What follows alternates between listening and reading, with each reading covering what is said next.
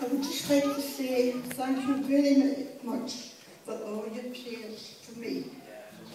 It is a miracle today that I'm standing here talking to you all.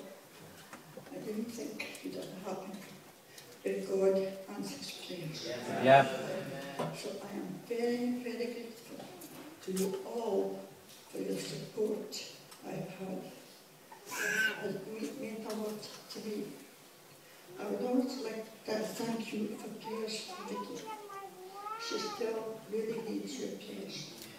So please, please keep on praying for Vicky. Thank you all again.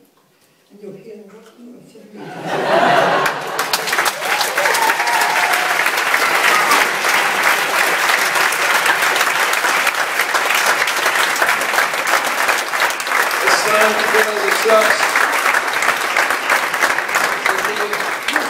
To praise the Lord as the day to come in His courts with praise. I'm going to read that again, and I don't need to say anything else.